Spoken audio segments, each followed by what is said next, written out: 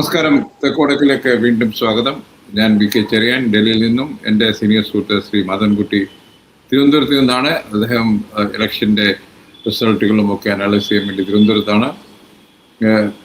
Sir, ഈ പ്രാവശ്യത്തെ ഒരു സാധാരണ ഞാൻ കഴിഞ്ഞ ഇലക്ഷൻ വരെ അനലൈസ് ചെയ്ത് നോക്കിയിട്ടുണ്ട്. എത്ര പെർസെൻറ്റേജ് ഡിഫറൻസ് ആണ് പാർട്ടികൾ, വിന്നിങ് പാർട്ടികളും മുന്നണിയും തോൽക്കുന്ന മുന്നണിയും തമ്മിലുള്ളത്? സാധാരണ ഒരു 3 മുതൽ 5% വരെയായിരുന്നു. ഈ പ്രാവശ്യം അത് വർദ്ധിച്ചിട്ടുണ്ട്. ഏകദേശം 10-നടുത്ത് വരുന്നു ഒരു സിറ്റുവേഷനിലേക്ക് പോയിരിക്കുന്നു. അതുകൊണ്ടാണ് 100 കടന്നിരിക്കുന്നത്. ഇത് ഒരു തരത്തിൽ പറഞ്ഞാൽ നമ്മൾ പറഞ്ഞ പോലെ വിപരീത തരംഗം തന്നെയാണ്.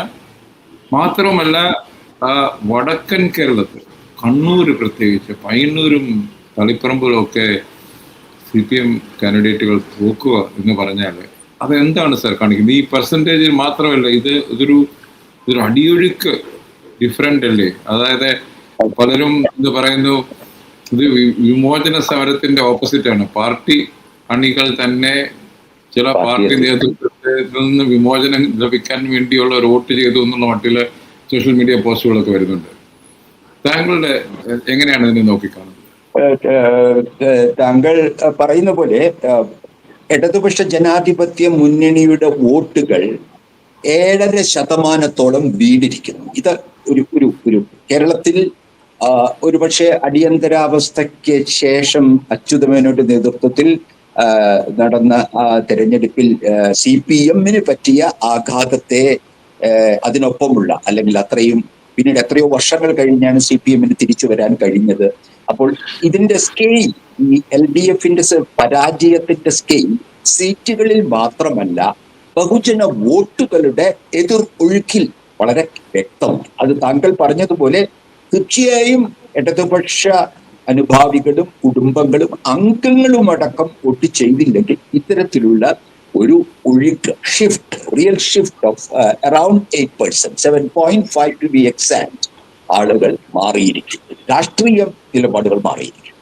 ഇത് വളരെ വളരെ നിർണായകമാണ്. ഇത് താങ്കൾ പറയുന്നത് പോലെ ഇതിൽ സംഭവിച്ചിരിക്കുന്നത് മലബാറിൽ മാത്രമല്ല, മധ്യ കേരളത്തിലും, ഒരു പക്ഷേ പാലക്കാട്, തൃശ്ശൂർ അടങ്ങുന്ന കൊച്ചി ഭാഗം, പഴയ കൊച്ചി ഭാഗത്തിന്റെ ഭാഗങ്ങളിൽ ഒഴിച്ച്, പിന്നീട് ചെറിയ ചില തുരുത്തുകളിലും ഒഴിച്ച്, തിരുവനന്തപുരത്തെ ചില തുരുത്തുകളിലും ഒഴിച്ച്, എവിടെയും ഞാൻ ഇന്നലെ താങ്കളുടെ സംസാരിക്കുമ്പോൾ പറഞ്ഞതാണ്, ഇതിനെ ഇങ്ങനെ ജിയോഗ്രഫിക്കൽ, ഭൂമിശാസ്ത്രപരമായ ഒരു വ്യത്യാസം പറയാൻ പറ്റാത്ത വിധം ഇടതുപക്ഷം തകർന്നിരിക്കുന്നു. ഇതിന്റെ വോട്ട് ഷെയറുകൾ അങ്ങനെയാണ് കാണിക്കുന്നത്. കാരണം നമുക്ക് ഈ പറയുന്ന പോലെ 7.5% LDF-ന് നഷ്ടപ്പെട്ടപ്പോൾ UDF-ന് 8.53% വോട്ട് വർദ്ധിച്ചിരിക്കും. അത് വേറെ മുന്നണിയിൽ ആരും പുതിയതായി വന്നിട്ടില്ല, 2 മുന്നണികളിലും. അത് മനസ്സിലാക്കണം. അത് അത്രയ്ക്ക് കൃത്യമാണ് ഈ ഇടതുപക്ഷത്തിന്റെ വോട്ടുകളുടെ പതനം. ഒരു കാര്യം കൂടി നമ്മൾ മനസ്സിലാക്കണം. CPM-ന്റെ ഒരു രാഷ്ട്രീയ കാഴ്ചപ്പാട്, അവർക്ക് 43% കിട്ടിയിരുന്ന ഘട്ടത്തിൽ 47% കിട്ടിയിരുന്നപ്പോഴും പറഞ്ഞിരുന്നത്, ഒരു ഇടതുപക്ഷ മന്ത്രിസഭ കേരളത്തിൽ നിലനിൽക്കണമെങ്കിൽ കേരളത്തിന്റെ വോട്ടർമാരുടെ ബഹുഭൂരിപക്ഷം, അതായത് 50% വോട്ടുകൾ നേടിയാൽ മാത്രമേ സുസ്ഥിരമായ ഒരു ഇടതുപക്ഷ ഭരണം കേരളത്തിൽ ഉണ്ടാവുകയുള്ളൂ. അപ്പൊ പാർട്ടിയുടെ വർഷങ്ങളായിട്ടുള്ള, പതിറ്റാണ്ടുകളായിട്ടുള്ള ശ്രമം, ഇവരുടെ വോട്ട് ഷെയർ, പാർട്ടിയുടെയും LDF-ന്റെയും വോട്ട് ഷെയർ 50% ആക്കുക എന്നുള്ളതായിരുന്നു. ഞാൻ ഈ പറയുന്ന തിരിച്ചടിയുടെ അതിന്റെ സ്വഭാവം മലയാളികൾക്ക് മനസ്സിലാക്കേണ്ടതുണ്ട്, പ്രത്യേകിച്ച് ഇടതുപക്ഷ അനുഭാവികൾക്ക് മനസ്സിലാക്കേണ്ടതുണ്ട്. അപ്പൊ 50% വോട്ട് നേടാൻ പുറപ്പെട്ട് 5 കൊല്ലത്തിനകം, അത് പിണറായി വിജയന്റെ അവസാനത്തെ 5 വർഷത്തിനകം അത് 37.5% താണിരിക്കും.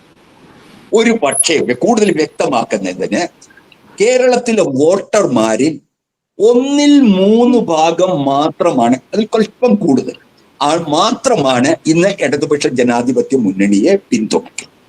ഈ യാഥാർത്ഥ്യം അവിടെ നിൽക്കണം.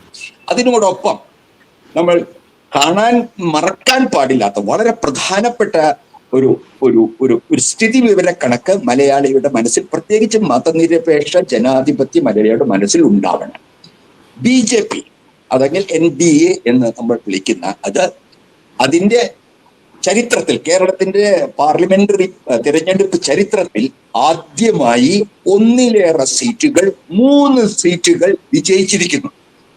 അത് 3 ചെറിയ സംഖ്യയാണെന്ന് പറഞ്ഞാൽ BJPയെ സംബന്ധിച്ചിടത്തോളം ഒരു ബ്രേക്ക് ത്രൂ, ഇംഗ്ലീഷിൽ എന്താ പറയാ, ബ്രേക്ക് ത്രൂ. അതിന്റെ സംസ്ഥാന അധ്യക്ഷനും അതിന്റെ പ്രഗത്ഭനായ പാർലമെന്ററി നേതാവായ മുരളീധരനെയും ഉൾപ്പെടെ കേരളത്തിന്റെ ഇതുവരെ രാജഗോപാലൻ എന്ന ഒരു സൗമ്യനായ ഒരു BJPക്ക് പകരം 2 പ്രശസ്തരും വാഗ്മികളായ 2 ദേശീയ RSS BJPയുടെ പ്രതിനിധികളായി 2 പേരും, മൂന്നാമത് ചാത്തന്നൂരിൽ നിന്ന് ഒരു ഗോപകുമാറും അവിടെ വന്നിരിക്കുന്നു. ഇത് മലയാളി മനസ്സിലാക്കണം. ഇത് വെറുതെ മാധ്യമങ്ങളുടെ വാചകമടിയിൽ പോകരുത്. നിങ്ങളെ നയിക്കുകയില്ല. അത് നമ്മൾ മനസ്സിലാക്കാൻ ക്രിട്ടിക്കലായിട്ടുള്ള ഇന്റലിജൻസ്, പൊളിറ്റിക്കൽ ഇന്റലിജൻസ് ഉപയോഗിക്കണം. ഒരു കാര്യം കൂടി നിങ്ങൾ മറക്കരുത്. BJPയെ സംബന്ധിച്ച് BJP അതിന്റെ വോട്ട് 2021 അസംബ്ലി മണ്ഡലത്തിൽ നിയമസഭാ തെരഞ്ഞെടുപ്പിൽ കിട്ടിയതിനേക്കാൾ ഏകദേശം 2% വർദ്ധിപ്പിച്ചിരിക്കുന്നു. ചെറിയാനൊന്ന് തലയാട്ടണം. ഒന്ന് തലയാട്ടിയാലേ എനിക്ക് മനസ്സിലാവും താങ്കൾ പറയുന്നു. അതിനൊരു കാരണം 2020 കൂടെ അല്ലേ? അത് ഞാൻ പറയാം, എന്നെ അനുവദിക്കും. ഞാൻ അതിനെ പറഞ്ഞു. എന്നിട്ട് എനിക്ക് കാരണങ്ങൾ വിശദമായി പറയാം. താങ്കൾ ഇപ്പൊ കിട്ടിയിരിക്കുന്ന ഈ 14.52 തന്നെ 2% കൂടുതലാണ്. അതുമാത്രമല്ല, BJPയുടെ മാത്രം, അതിന് നമ്മൾ തെരഞ്ഞെടുപ്പിൽ പറയുക, നമ്മൾ മത്സരിച്ച സീറ്റുകളുടെ കിട്ടിയ വോട്ടിന്റെ ശതമാനം, കണ്ടസ്റ്റഡ് ഷീറ്റ് ഷെയർ, അത് BJPയുടെ 16.52 ആണ്. ഈ രാഷ്ട്രീയ വിദ്യാർത്ഥികൾക്ക് ഇത് മനസ്സിലാക്കാൻ കഴിയണം എന്താണ് സംഭവിക്കുന്നതെന്ന്. 16.52. അവർ ഇത്തവണ 98 സീറ്റ് മാത്രമേ മത്സരിച്ചുള്ളൂ. താങ്കൾ പറയുന്ന 2020 ആണ് മത്സരിച്ചത്, പിന്നെ BDJs ആണ്. അതിദയനീയമായി BDJs പരാജയപ്പെട്ടു. എവിടെ? അതിദയനീയമായി. കേരളത്തിലെ രാഷ്ട്രീയത്തിൽ ശ്രദ്ധിക്കേണ്ട കാര്യമാണ്. ഈ തിരക്കിനിടയ്ക്ക് മറക്കാത്ത കാര്യമാണ്. ഈഴവരുടെ പാർട്ടിയായി വെള്ളാപ്പള്ളിയുടെ മകൻ നയിച്ച BDJs അസ്തമിച്ചു. നമ്മുടെ കേരള കോൺഗ്രസ് മാണി പറഞ്ഞതുപോലെ ഒരു അവസാനിക്കുന്ന ഒരു പാർട്ടിയാണ്. 2020 വിചാരിച്ച പ്രകടനം കൊച്ചി മേഖലയിൽ പോലും സാധിച്ചില്ല. അവർക്ക് അവരുടെ വോട്ട് ശതമാനം പറഞ്ഞാൽ 11% BJPയേക്കാൾ താഴെ. അപ്പോൾ യഥാർത്ഥത്തിൽ BJP RSS കേരളത്തിലെ 140 സീറ്റ് മത്സരിച്ചിരുന്നെങ്കിൽ, ശ്രദ്ധിക്കണം, ആ 140 സീറ്റ് മത്സരിച്ചിരുന്നെങ്കിൽ അവർ ഈ പറയുന്ന 14.52-ലും കൂടുതൽ വോട്ടുകൾ കേരളത്തിൽ എല്ലായിടത്തും നേടുമായിരുന്നു. അവർക്ക് പറ്റിയ തിരിച്ചടി അവരുടെ ശക്തി കേന്ദ്രങ്ങളായ തിരുവനന്തപുരം, തിരുവിതാംകൂറിന് പുറത്തുള്ള ശക്തി കേന്ദ്രങ്ങളായ മഞ്ചേശ്വരത്തും പാലക്കാടും ദയനീയമായി അവർ തോറ്റു. വളരെ വളരെ ദയനീയം. പിന്നെ ഒറ്റ കാര്യം കൂടി പറഞ്ഞാൽ അവസാനം, ഒരു കാര്യം കൂടി പറഞ്ഞാൽ പിന്നെ BJP, പിന്നെ ഞാൻ താങ്കൾക്ക് ഉത്തരം പറയാം. ഇത് BJPയെ സംബന്ധിച്ചിടത്തോളം ഇത് ഈ പറയുന്ന ഈ ജിയോഗ്രഫിക്കലായിട്ട് ഒരു കാര്യം കൂടി മലയാളി മനസ്സിലാക്കണം, താങ്കളും അറിഞ്ഞിരിക്കണം. 2ാം സ്ഥാനത്ത് 6 സ്ഥലത്ത് വന്നു, ഇല്ലേ? 6 സ്ഥലത്ത് 2ാം സ്ഥാനത്ത് BJP വന്നു. 6ഉം 3ഉം 9 സ്ഥലത്ത് 9 സ്ഥലത്ത് കൃത്യമായി കേരളത്തിൽ വിജയ സാധ്യതയുള്ള 2ാം കക്ഷിയായി ഇന്ന് BJP ഉണ്ട്. ഇത് CPM-നുള്ള ഒരു വെല്ലുവിളിയാണ്. പ്രതിപക്ഷ കക്ഷിയായി 2 കക്ഷികൾ നിൽക്കുകയാണ്. CPM-ന് ഒറ്റയ്ക്ക് 27% വോട്ടാണ്, BJPക്ക് 16% വോട്ടാണ്. അപ്പോൾ ഇനിയുള്ള ഓപ്പോസിഷൻ സ്പേസിൽ, പ്രതിപക്ഷ ഇടത്തിൽ മത്സരിക്കുന്നത് ഇടതുപക്ഷവും BJPയും ആയിരിക്കും വരും ദിവസങ്ങളിൽ. ഇതാണ് കേരള രാഷ്ട്രീയത്തിന്റെ ഞാൻ മനസ്സിലാക്കുന്ന എളിയ ഒരു മനസ്സിലാക്കൽ ഇതാണ്. ഇത് വളരെ പ്രധാനമാണ്. ഇത് മലയാളി മനസ്സിലാക്കി കൊടുക്കാൻ താങ്കളെ പോലെയുള്ള ഒരു പത്രപ്രവർത്തകൻ എന്നെ അനുവദിച്ചാൽ താങ്കളെ ചരിത്രം നന്നായി വിലയിരുത്തും. അല്ലെങ്കിൽ ഈ മാധ്യമങ്ങളുടെ ഈ ചാനലുകളുടെ ഈ ബഹളത്തിനിടയിൽ കേരളത്തിൽ പറയേണ്ട കാര്യമില്ല സാർ. നമ്മള് അനുവദിക്കേണ്ടല്ല. താങ്കളുടെ അറിവ്, താങ്കളുടെ ഇൻസൈറ്റ് അത് അത് പബ്ലിക് സ്പേസിൽ ഉണ്ടായിരിക്കും. അത് ഞാൻ അറിയിക്കുന്ന പ്രശ്നമില്ല.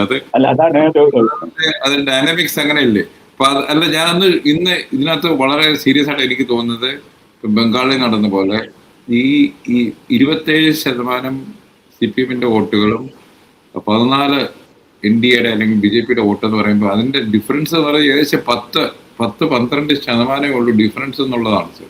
അപ്പോൾ ഈ ഷിഫ്റ്റ് എന്തെങ്കിലും ഉണ്ടാകുവാണെങ്കിൽ CPM നിന്ന് നമ്മൾ ഭയപ്പെടുന്ന പോലെ ചില ഈഴവ വോട്ടുകൾ തിരിച്ച് BJPയിലേക്ക് പോവുകയാണെങ്കിൽ അത് ബംഗാൾ പോലൊരു സിറ്റുവേഷനിലേക്ക് മാറത്തില്ല. അല്ല, ഉണ്ട്. അത് 2-3 കാര്യങ്ങൾ താങ്കൾ പറഞ്ഞ വളരെ ഇതാണ്. ഒരു ചെറിയ തിരുത്തലുണ്ട്. 27 CPM-ന്റെയും മാത്രമാണ്. ഞാൻ CPM തന്നെയാണ് LDF-ല് വോട്ട് കൊണ്ടുവരുന്ന ഏക കക്ഷി എന്നും തെളിയിച്ചു. കുറച്ച് കേരള കോൺഗ്രസിന്റെയും CPI-യുടെയും വോട്ടുകൾ കണക്കാക്കിയാൽ സ്ട്രൈക്ക് റേറ്റ് CPM-ന് തന്നെയാണ്, LDF-ൽ ബെറ്റർ, വളരെ കുറച്ച്. അതുകൊണ്ട് LDF-ന്റെ മൊത്തം ശതമാനം കണക്കാക്കുന്നതായിരിക്കും ഭേദം. അതായത് 37-14 എന്നുള്ള ഒരു ഡിഫറൻസ് ആണ് ഇപ്പോൾ LDF പ്രതിപക്ഷവും BJP പ്രതിപക്ഷവും NDP പ്രതിപക്ഷവും തമ്മിൽ കേരളത്തിലുള്ളത്. അത് കഴിഞ്ഞ് അത് നമുക്കൊരു ആ വളർച്ച, ആ BJPക്കുണ്ടായ വളർച്ച ഇപ്പോഴും ലോക്സഭാ തെരഞ്ഞെടുപ്പിന് അവർ നേടിയ വളർച്ചയായിട്ടില്ല. അതും മനസ്സിലാക്കണം. 20% വേണമായിരുന്നു.